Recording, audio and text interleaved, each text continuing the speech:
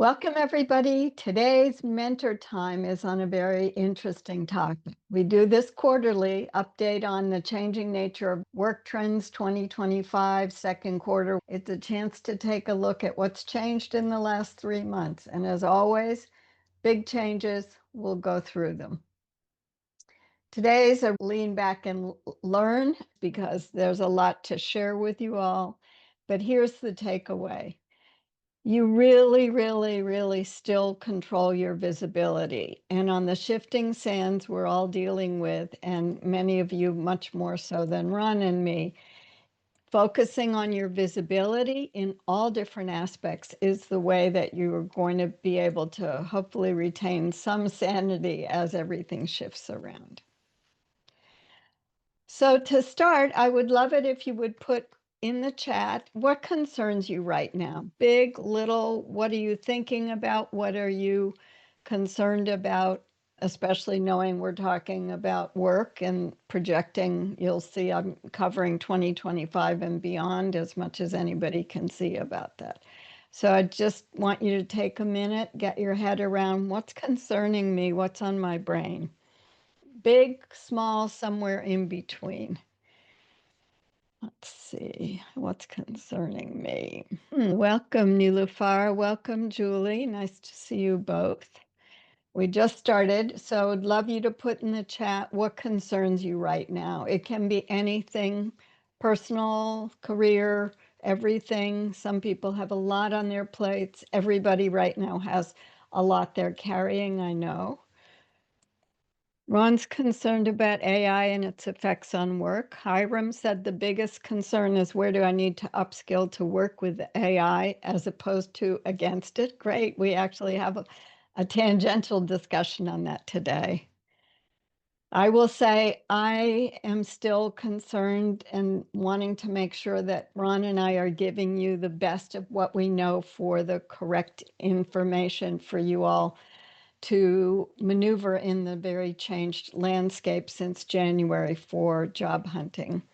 Nilufar says she's not sure what path to proceed with consultancy full-time or education. That's a tough one. And many of you have been here for a while, have come on Mondays or watching replay. I talk about in the last year and a half, freelancing is going to be basically the way forward, whether you call it freelancing, consulting, contracting, or some other version of that. There'll be fewer employee positions, we know. Julie says firing across sectors for public health. Yes, of course, that's still very much on the brains of many of us in public health, global development, research, where a lot of things were basically cut out from our lives on 3 days' notice. All right, so today we're going to talk about what's happened in the last quarter since April of what work's going on. But here's some of the things that I hear from you all, and you won't be surprised. The career I have had has changed. And then there's a but usually it's but I don't know where to go, but I'm not feeling great about it. You have a variety of feelings. They're all valid, and they don't just resolve because someone gives you a webinar and says it's going to get better someday.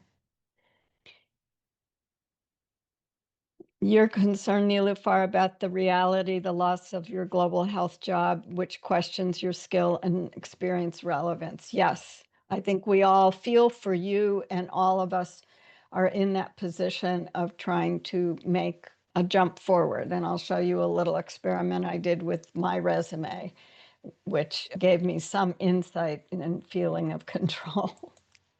All right. I hear people say, and this was before all the firings, but it's now constant. I'm on a seesaw. When I apply, I feel great. I know I'm great for that job. And then I often, almost always get ghosted, and I'm down for a long time. It's hard to come back from no communication. And I'm still meeting with people who say, Sue, what else can I do? And I don't always have an answer that's going to get you a job, but I know Ron and I can get you moved along. So how are we going to do that today? What we're going to talk about first is what's new in Q2. The rhyming was totally by accident. And then go on to 2025 and beyond. And I have a longer part of what should you do today, because there are some things that you can do as we think about the takeaway. You still control your visibility, and that's going to be a big asset for you. So let's get started with what's new in 2022. This section separated into the overall job situation and then specific changes to job seeking or to career paths that are not the global setting. This is American USA numbers from the Bureau of Labor Statistics. Colleen Paulson puts the data together before I have a chance to look at it, so I often use her numbers from the BLS. Our official unemployment rate is 4.2%, and they still are creating more jobs in April. Now, note at the bottom, the denominator BLS uses is 168.5 million people worldwide, in the US workforce. But Colleen, in her newsletter, said, look, I calculated this. It's much more like a 10% underemployment rate, which is a total of 17 million. Remember, I just gave you a denominator of people who are unemployed or underemployed. 6.6 million are unemployed, and those are the people that get fired, get laid off, call it what you want, or may need to leave a job for some reason, who are mostly on unemployment for the period that you get unemployment, which is not, as we know, continues very long. And about 1/4 of these, close to 1/3 of these, have been on this unemployment status for more than 27 weeks. I'm not telling you all anything you don't know, because you know how long it's taking to get a job now. But here are the other big numbers we don't account for, and that is almost 5 million who are only employed part-time for economic reasons. And the economic reasons are companies' reasons, not because someone chooses to work part-time and only get paid part-time. And then there's 5.7 million people that are not counted anywhere in the labor workforce, but they want a job and haven't been able to get one. It's been happening. This is a map where I wrote a note to myself. This map is part of a longer blog post that John Schwabish, a friend of mine and an excellent data viz expert, did, analyzing data that was publicly available on these reductions and firings of the US government, and then the plan to get 75% reduction of the federal workforce. As you can see, almost every state has some blue in it. Some states have more blue than others, and he pointed out some of the many states that have significant investments in DoD bases, the bases for Army, Navy, Air Force, and blanking on the last one. Anyway, so there's a lot of implications here for projected increases in the local unemployment rate. So what happens when unemployment goes up? That's coming out of, for me, I live in a county, ours are county assessed. So our county's already hurting from some of the federal firings. We're in Maryland, and there's a lot of Maryland folks that work for federal government, federal contractors. So it's a spillover. And a week ago, we still get the Sunday paper once in a while.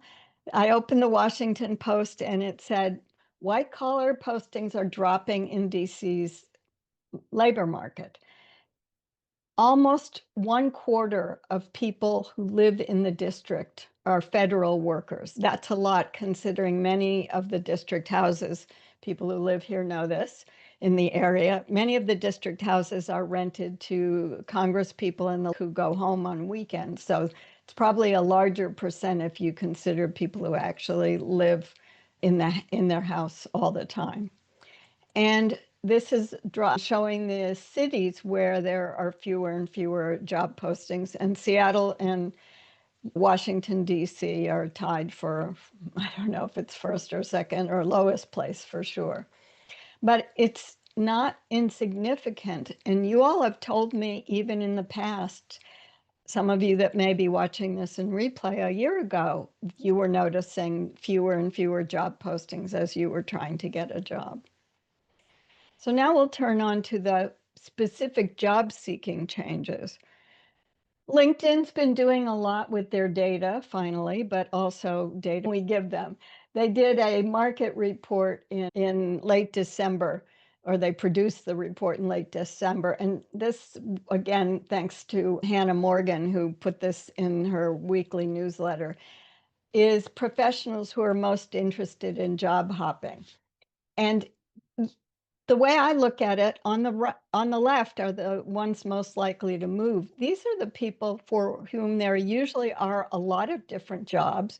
You're used to changing jobs, but we've also seen retraction in these areas. And many of these are employee-related jobs, not consulting or contracted. The ones on the right, I look at more likely to be those who can run their own businesses, even if they're employed by a company. Real estate agents often are single or have a small business. Legal, in and out, consulting by its name is. So just so you can see, this is where people are planning to leave. Now, we saw something similar to this a year ago, but then most people didn't leave. They said it was a smaller sample, but they said they were going to leave and then didn't leave their jobs. I opened up LinkedIn a couple weeks ago, and Tushneem's, who I'm not connected to, and you can see that I'm a second level connection when I saw it, he started out with this very provocative hook that said she nailed every interview question. And I asked her, I guess he was the interviewer, how does your AI interview assistant work? And she said, I'm watching it feed you answers right now. Now, it's a little mixed up, but you'll understand this in a minute. So his comment was, your top candidate who's nailed the interview after getting the interview is brilliant. And then he saw a demo. He was actually in a demo where AI tools were feeding real-time answers to interviewees. And at the bottom, I highlighted this. He could not tell. Through a screen, he could not tell that was happening, that she was able to do this. So his ultimate conclusion was, if you can, bring people in face to face, because the tech is getting so good that we can't even track things. Interesting experiment.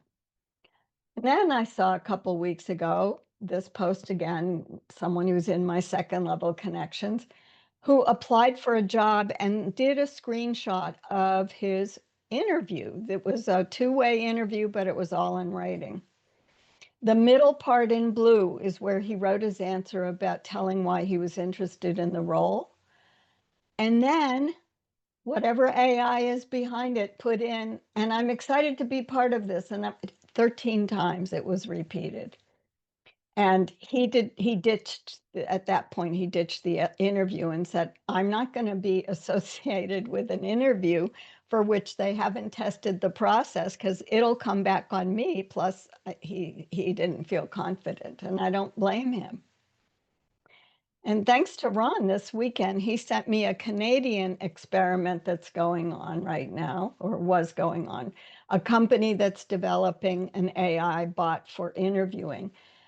Recruited Wafa, for example. She was being interviewed for a marketing position at a retirement agency. And she went through the interview. It was 30 minutes. And I'm sure she thought it was a real job.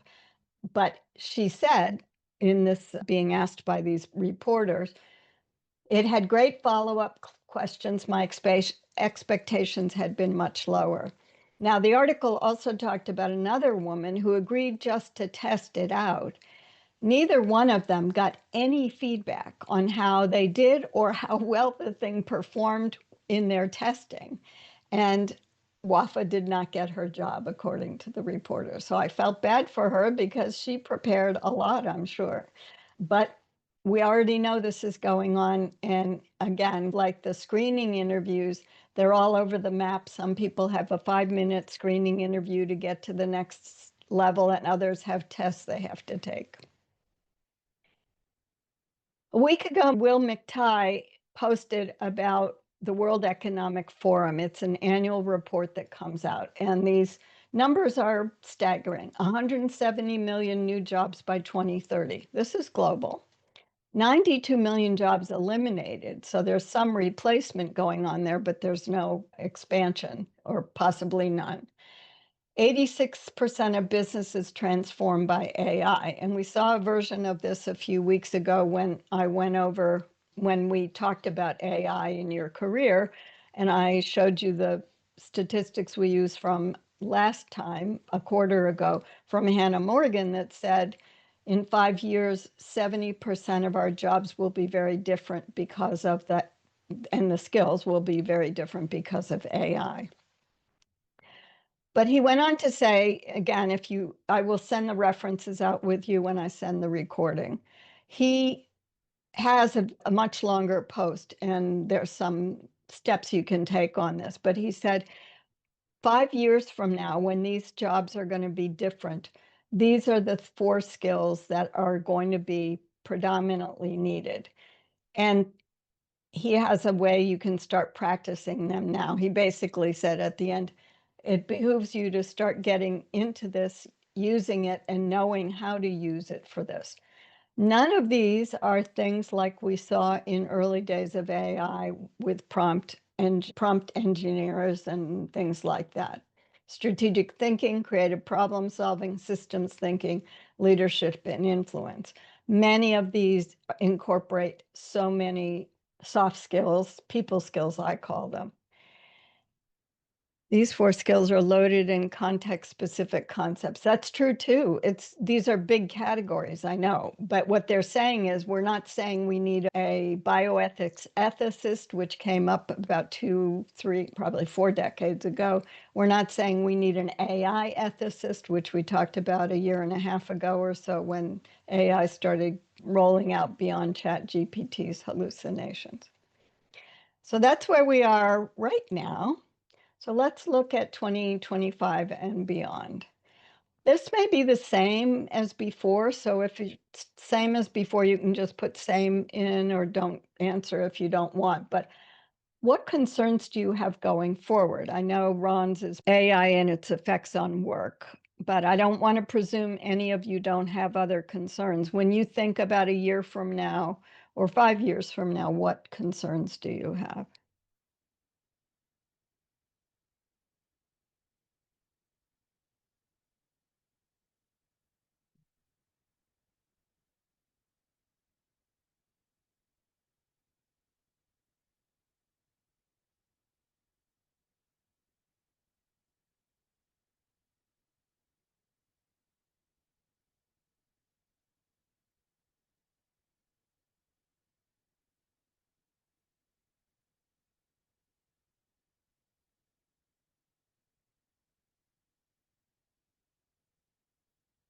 Welcome, Sheila. I saw you joined. It's great to have you. Ron's the same, reskilling for AI as a tool in the workplace. Yep. Sheila says, if my skills will match up with the changing nature of work, sure. Yeah, we don't have that confidence that we had even a year ago that we were keeping up with that. My concern is, how will everyone needing jobs get a job? Because job postings are going down. The economy is probably going to be doing some retracting. And it makes me feel really uneasy that we will be in a state where many people will be not even able to work 2 or 3 jobs because they won't be there. And then we'll be dealing with the aftermath of not having enough resources. Julie says, one need to move from the area to find a relevant position and where to be. And that's true. Sheila says, losing the human soul with new tech. Hiram says, as someone for whom technical facility comes easily, how can I step more into the human soft side of work and master those skills, i.e., get on a path to make it happen? Good point. That's a good focus. Someone, let's see, Nilufar says, I have strong soft skills, but how can I be how can it be, or I be recognized by the employers? How can AI help me demonstrate these 4 concepts? Which sectors to apply to? Yes, all big questions. Yeah. Yes, there are huge questions right now. I can't promise an answer to everything today, but we'll keep moving forward now. And each time, I'm always happy to deal with topics. Some of what I see in here, maybe we'll develop into a topic for mentor time so you have a way to be brought up to date. Thank you all for all your contributions. I was interested to see from Pauline again. She's a source of many things that happen in the work world. There's a company called Dataiku or Dataiku. I wasn't sure how it's pronounced. They surveyed 500 global CEOs, and they issued a report a few months ago called the Global AI Confessions Report. I took snapshots of things that Pauline had focused on. They did it with the Harris Poll survey people.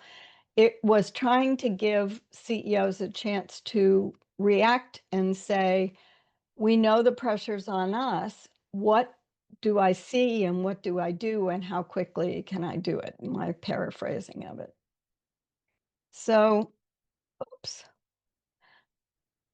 89%, almost all of the CEOs said AI can develop a better strategic plan than someone on my leadership team. 94% said I'm anthropomorphizing everything. No, AI can write a better strategy than my human board member. But here's the thing that also struck me. 79% of CEOs felt that they could lose their jobs in 2 years if they don't implement AI, but also have to deliver with real impact. And we all know there's been missteps along the way. So I can't imagine companies trying to do AI beyond where can we have efficiencies in note taking and in getting customer marketing research done.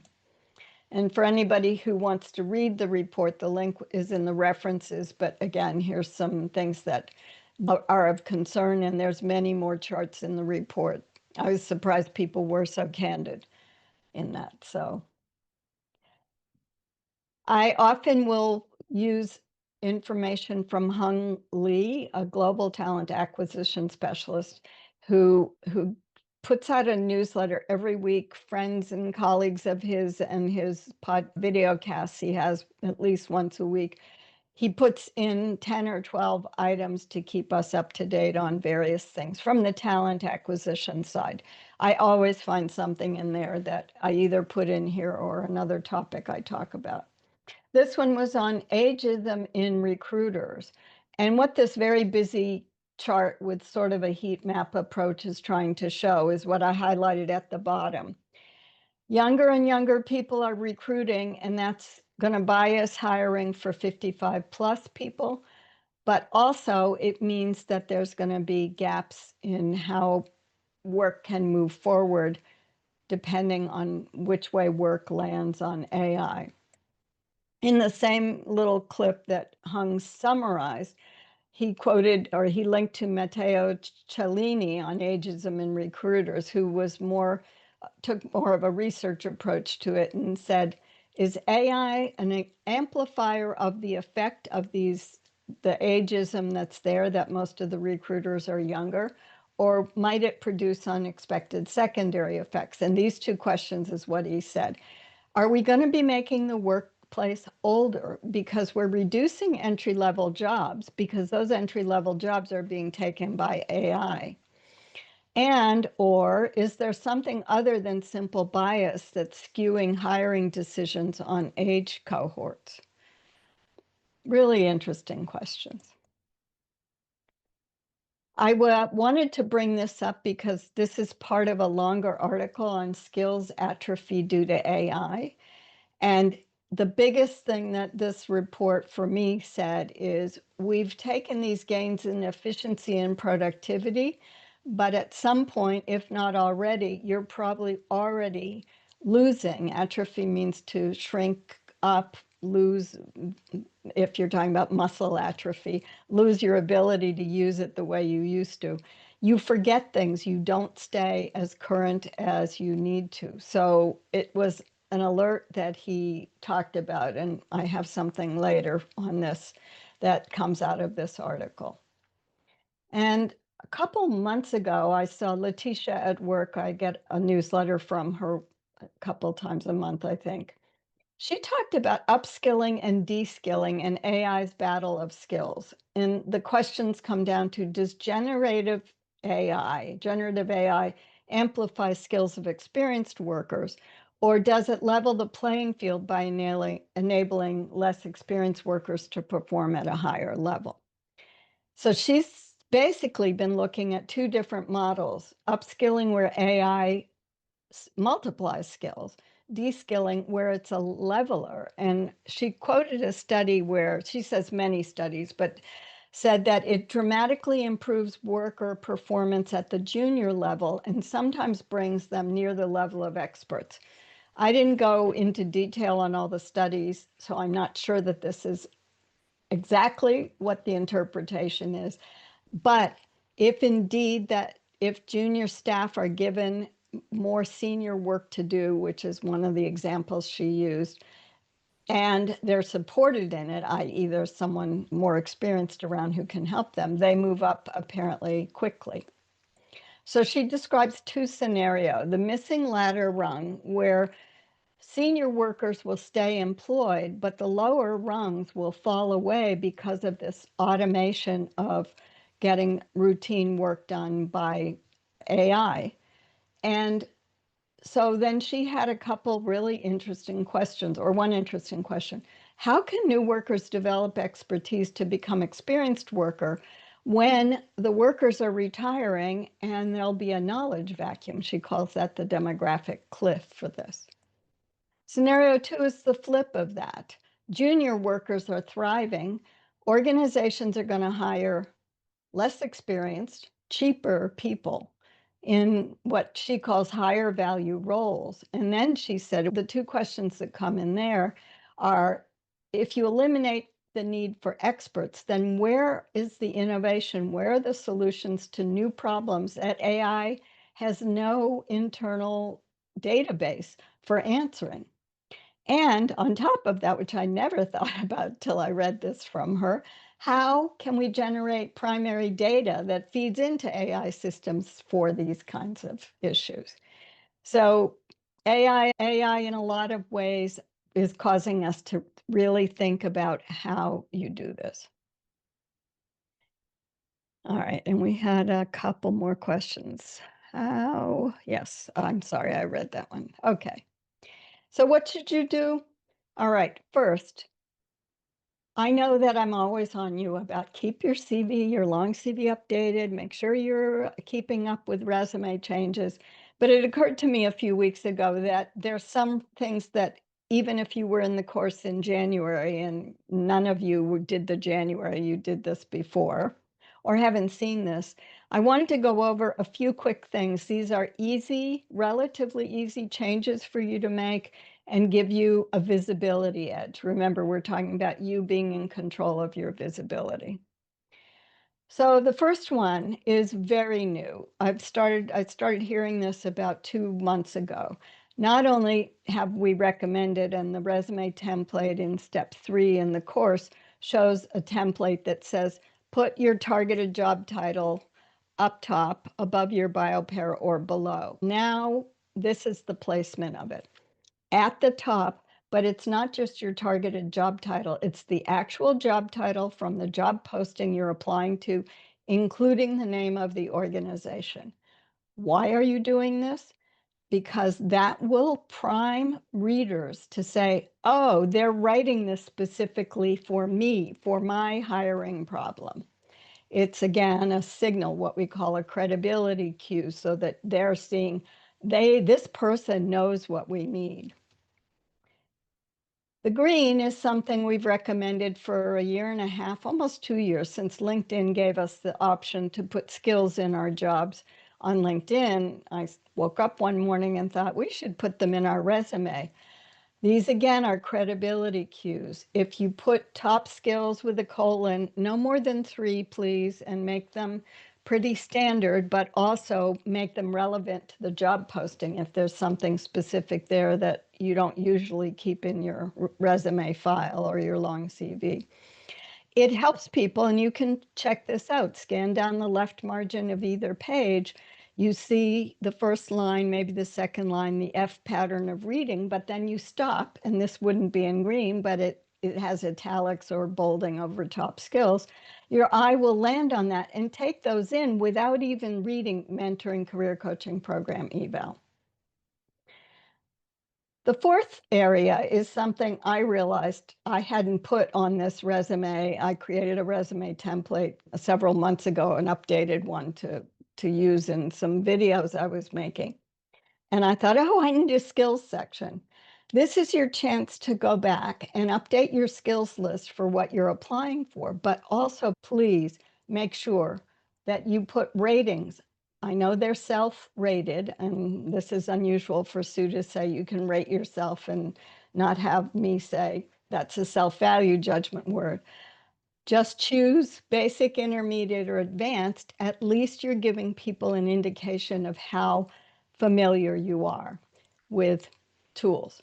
A couple weeks ago, we saw a job posting, and they specified that you had to have advanced Word, advanced PowerPoint, advanced Excel. And I can tell you, advanced Excel, I know Excel experts that don't feel that they can do everything Excel does. So it gives you a chance to look different. I'm going over some CVs and resumes for some mentees right now. And the old way is that people just put their stuff there and you have to figure it out. So you're already ahead of the curve. Most people we see, Ron, I think would agree, when we do our step 3 review, if they haven't watched all the information in the videos and read the course book, they may miss that. And it's often a recommendation we make to put your ratings in there. I tasked myself over the weekend to pretend I was a job seeker because I haven't really done all of this. I did a little bit when I talked about when I started using Notebook LM last November, and then talked about it in Mentor Time a few months ago. And I thought, okay, so I gave them a very interesting project program manager for Equinox Foundation that someone had submitted for a step 3 review last week.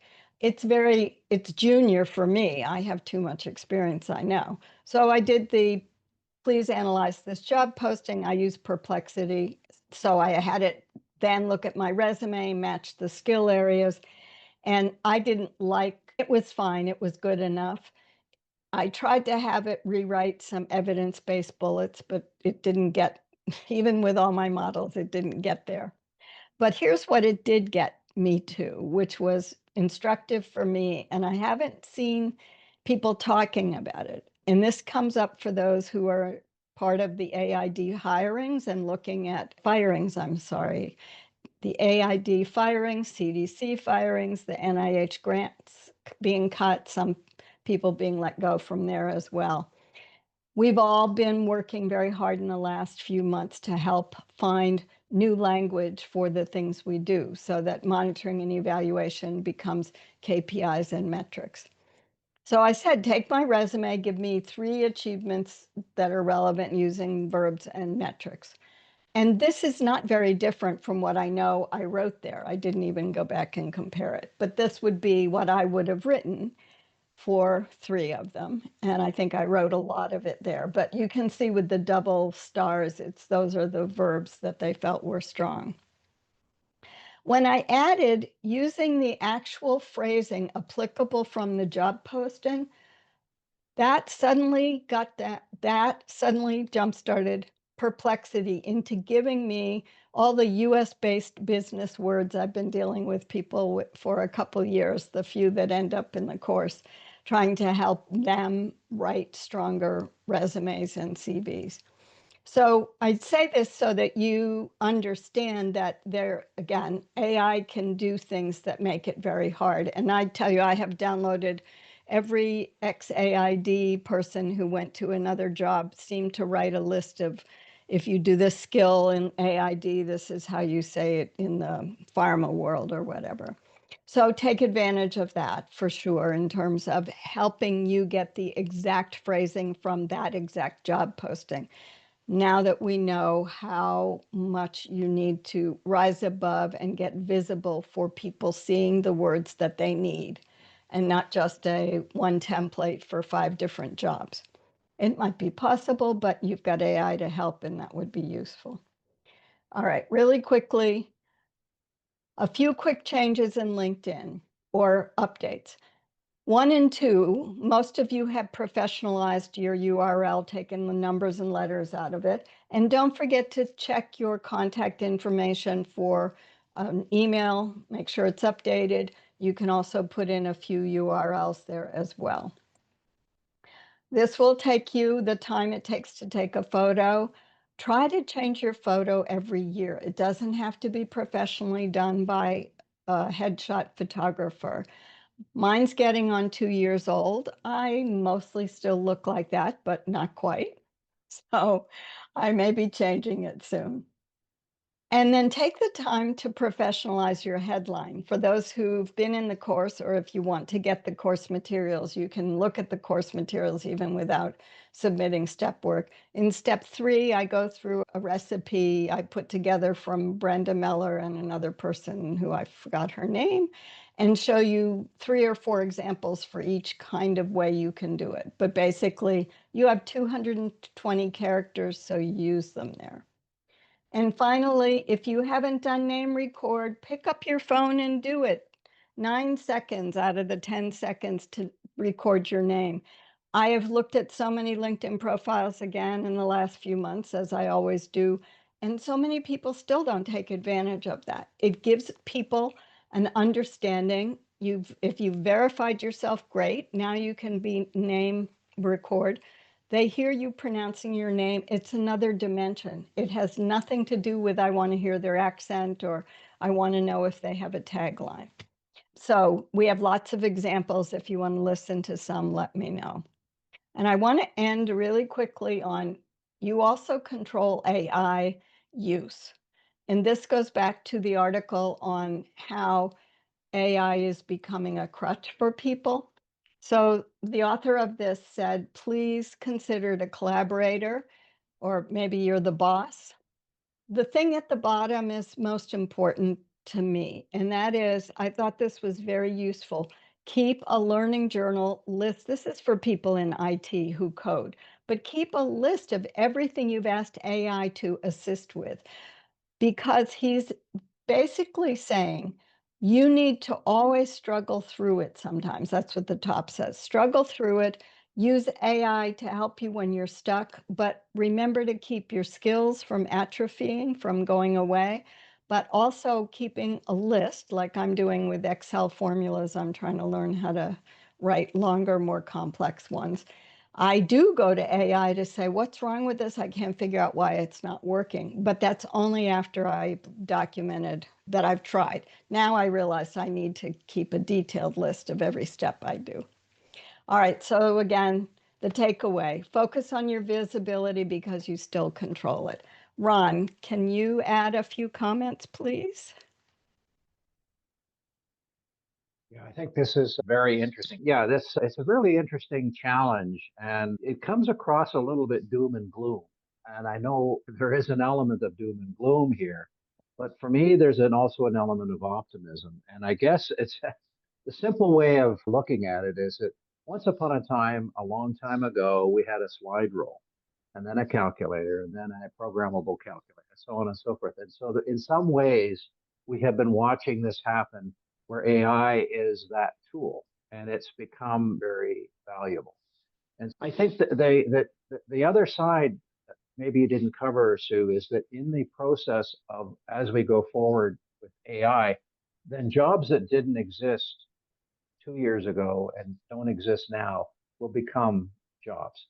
And I think that's the other side of it, is to be paying attention, because this idea of how we reskill ourselves, or we operate in the environment, it means finding those jobs, finding those positions, et cetera, that because of your transferable skills, because you can do project management, et cetera, then you can migrate and move into that new work that's out there. It's interesting, the idea that the CEOs were saying, wow, AI produced a better strategy than anybody I got working for me. And that's a really interesting problem solution because it has that tendency to be very lazy and say, I don't need these guys. Whoosh. So they're gone. Now I'm working in a robotic world, and you lose the human element of the creativity and the spark and all the rest of that stuff that we get. And I think there could be a temptation. I had told Sue some time ago that I was working an AI problem. I had run out of time, and I quickly wanted to do something, and I wanted to do some scenario development. That's my field of work, as training simulations and design. And I asked in an hour, I produced a whole bunch of stuff very quickly I was using Copilot, which is Microsoft's embedded tool in Windows. And I was shocked. It produced stuff that I thought, this is really good. And yeah, I would have produced it, probably something very similar, because I just went all through it. And I said, yeah, I would have produced something similar. But it was so easy to get the product out, and there it is in a quick and dirty way. And so I think that's a story about how the future is going to continue to unfold. And the danger you were saying, Sue, is it would be so easy for me to let AI, and then I become dumber and dumber because AI could do this job really fast. And so why bother? And I guess the interesting part in what you were saying as well, Sue, is that more junior people can perform at a higher level.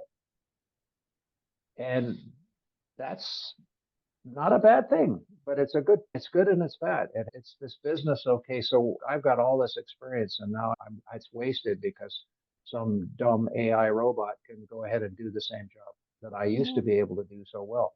So anyway, there's all those sort of interesting complexities. I think it's very interesting. Yeah, and it's going to be a curious time. Thank you. I am happy to stay on a little longer. This always it goes longer, the trends time that we take because there's so much to cover. And I took a ton of stuff out this morning. I was like, I there's a lot going on. Raise your hand or unmute if someone has a question or your own reactions. Happy to hear from you all if you have time to stay on. Would love to hear what you thought. Did it give you any insights, doom or positively? What can I help Ron and I help you with?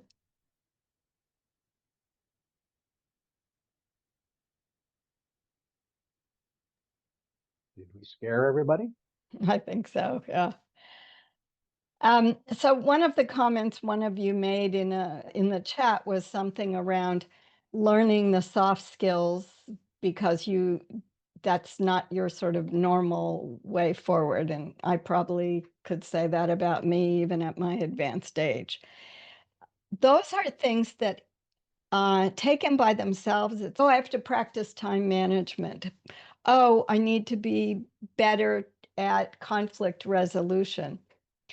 There's a lot you can do with role plays with that. And now they have online courses where you can actually go. Thanks, Julie. Yeah, where you can go and practice those.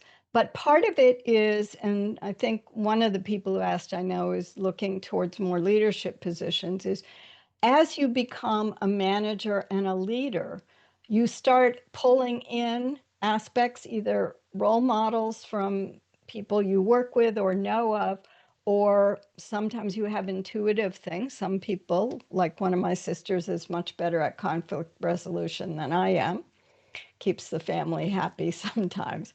So it's not an all or nothing, and it's not something you have to sit down and say, I need to study people skills right now. So hopefully that helps those who asked about that. Nilufar has a very good question. And Nilufar, I'm going to refer you to my YouTube channel, and I'll try to remember to put it in this. Let me just make a note. We did a seminar I did a mentorship on using AI in your career. And you are exactly right. I've been telling people you need to incorporate it into your resume. We had someone who attended who had sent a question ahead of time who said, if I tell people I'm using AI, are they going to assume he's a consultant that I don't need as much time to do the work? Or are they going to assume that I don't know how to do the work and I'm just trying to get the job?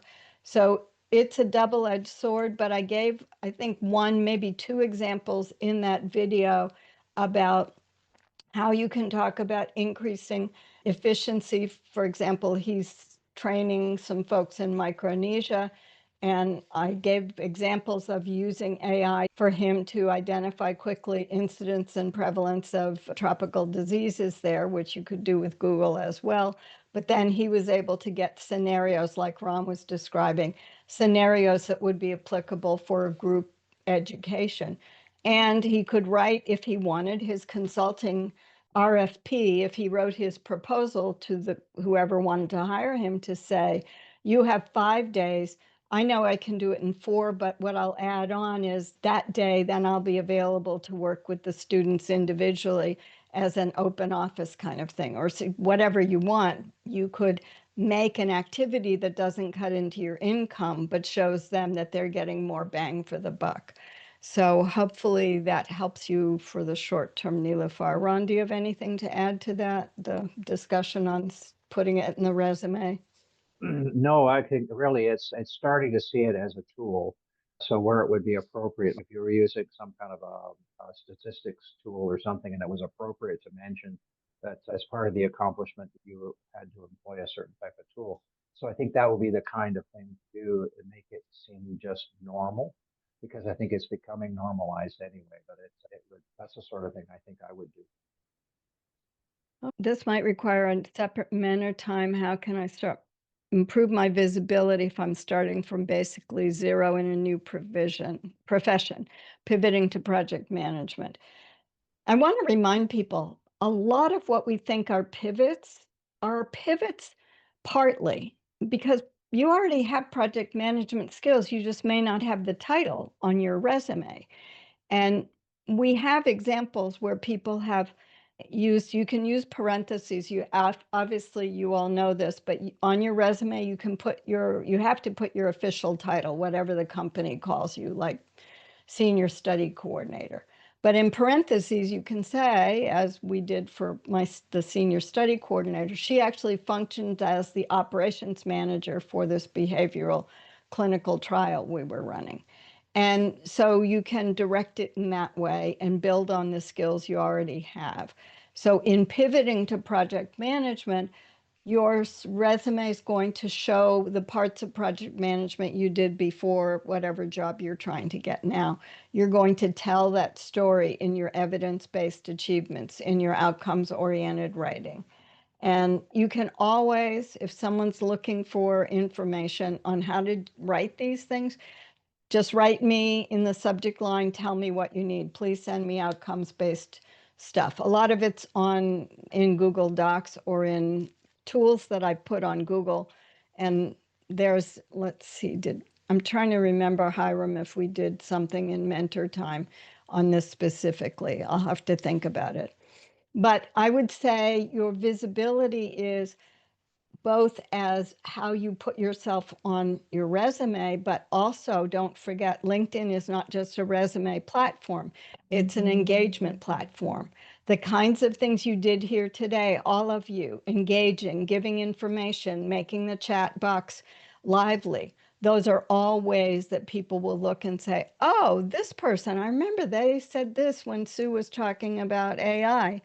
And you become then known for being more visible. You control that visibility knob. There's many other things you can do on LinkedIn, and I guess someday I'll have to. Ron and I did do a second course called Using Your Professional Presence. It was really quickly put together. It's got some good information, but not great. And we never got beyond that because we've been so busy with the course, the basic course of building and updating your professional presence. But don't feel bad, anybody who wants to reach out to us and get some help on wording of things or ideas where to go, you can always ask for a meeting. I don't require that you take the course over to get a meeting. Ron, comments? Yeah, just I was thinking of Hiram's question there too. Is that, and you brought up LinkedIn.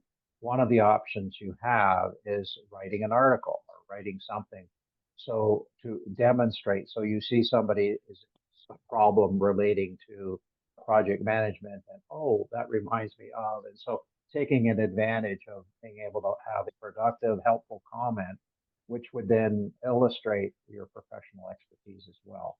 And so that's just a way of adding for your own sake an illustration that might be valuable, ultimately could find its way back in your resume. Thank you. All right, we've kept you long enough. I'm going to remind you, I'll send these references out, and Ron, if you'll close the meeting.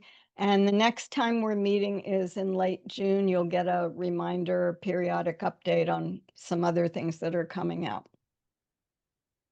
Yeah, thanks Back very to you. much, everyone, for joining us, and we'll see you near the end of the month. This is an interesting topic. It's going to be a recurring theme for a while, maybe forever.